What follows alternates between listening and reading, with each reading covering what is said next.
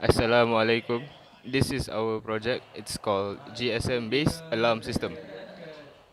First of all, this is the code for the project.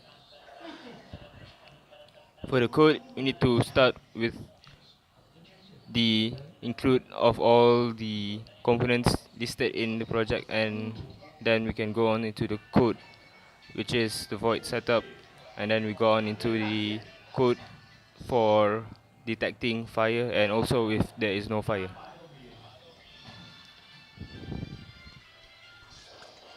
First of all, for the demo, the LED will light up and buzzer with the buzzer will sound. After that, the GSM will call the phone connected to the system.